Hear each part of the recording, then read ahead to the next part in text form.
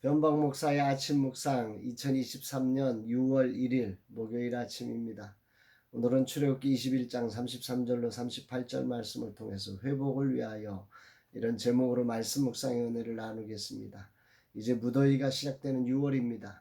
중요한 지점이었던 5월이 중요하지 않게 힘겹게 넘어갔습니다. 그래도 버티며 넘어갈 수 있음에 주님께 감사를 올려드립니다. 시간은 우리의 형편을 전혀 따지지 않고 잔인하게 넘어갑니다. 누구의 사정도 봐주지 않고 시간을 멈추고 싶은 이들에게 아주 잔인하게 시간은 지금도 넘어가고 있습니다. 이것이 인생입니다. 문득 송창식 씨가 부른 노래가 생각납니다. 시간은 자꾸 가는데 집에는 다가오는데 왜 이렇게 망설일까? 나는 기다리는데 뒤돌아보고 싶지만 손짓도 하고 싶지만 조금만 더 기다려봐야지. 한 번쯤 돌아서겠지. 언제쯤일까. 겁먹은 얼굴로 뒤를 돌아보겠지. 시간은 자꾸 가는데 집에는 다 왔을 텐데 왜 이렇게 앞만 보며 나의 애를 태우나. 말 한번 붙여봤으면, 손 한번 잡아봤으면, 조금만 더 천천히 걸었으면. 다음 세대가 그리스도를 만날 수 있는 플랫폼 손 한번 잡아봤으면 좋겠습니다. 오늘은 목회사관학교 종강부흥회가 있는 날입니다. 강사님이신 하늘빛교회 장준순 목사님 교회에서 부흥회가 열립니다. 성도들이 함께 다양한 사랑의 준비로 벌써부터 상한 생도들을 설레게 합니다. 주님 축복하소서. 종강부흥회 위에 위로부터 내리는 은혜와 진리가 모두에게 충만하게 채워지게 하옵소서 고백합니다.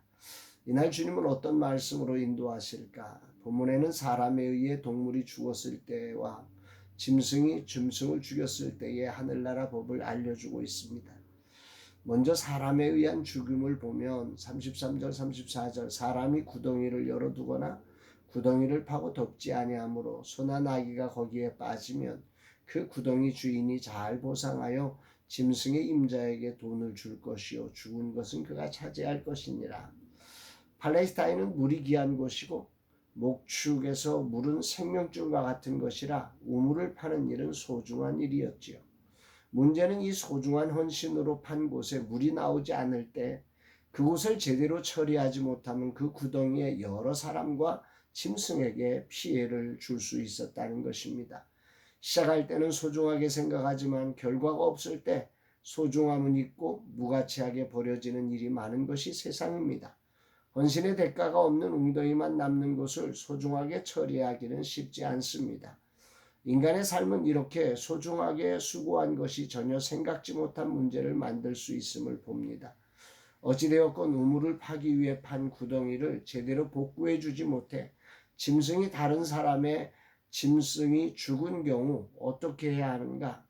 사람이 아닌 짐승의 경우 가장 중요한 사실은 피는 흘리지 않는다는 거죠. 다만 여기서는 제대로 된 피해 보상에 초점을 두고 있다. 잘 보상하여 이런 표현이죠. 이 말은 완성과 온전한 회복을 표현하는 단어입니다. 피해 보상의 초점은 회복이라는 거죠. 완전한 본래 상태의 회복을 추구하는 것이 이 짐승들을 향한 피해 보상이었습니다.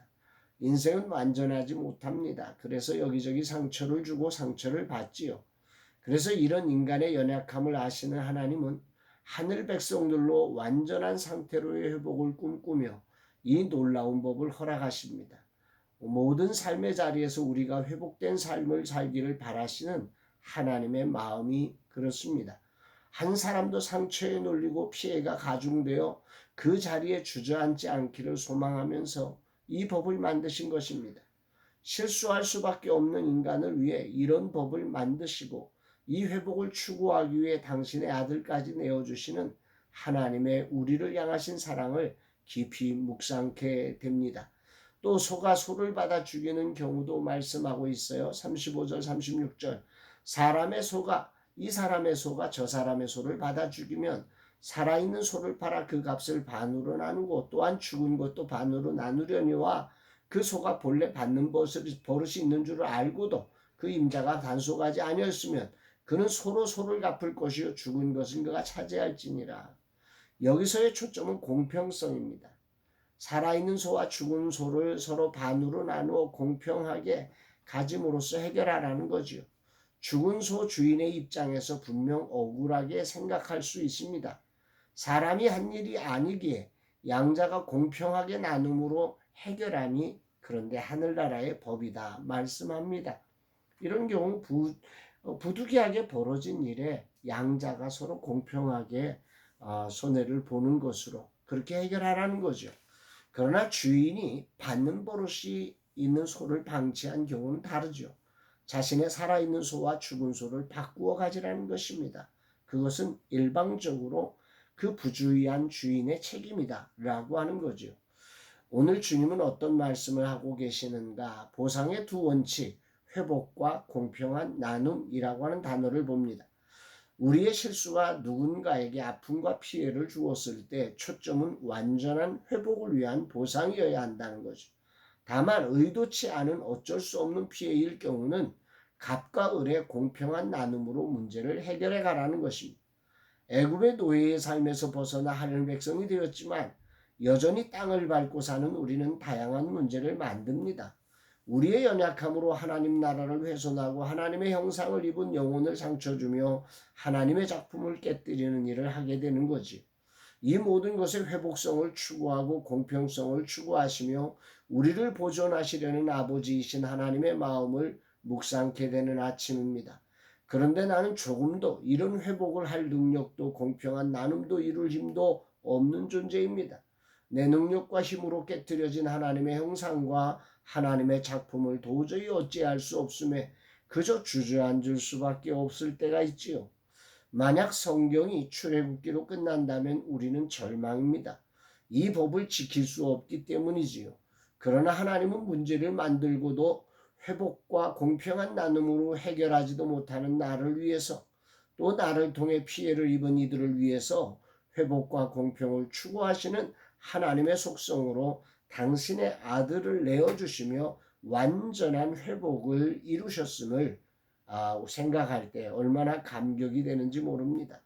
보라 새 것이 되었도다라는 말씀이 생각나지요. 오늘은 저의 결혼 32주년의 날입니다. 32년간 수없는 상처와 문제를 만드는 나를 한결같이 함께 해주며 나를 회복시켜주고 공평한 나눔으로 주님의 모습을 보여준 아내에게 진심으로 감사를 고백합니다. 주님 이런 사랑으로 저를 품어주실 뿐 아니라 이런 소중한 아내를 보내주셔서 감사드립니다. 또한 이런 사람들을 제 주변에 너무도 많이 보내주셔서 진심으로 감사드립니다.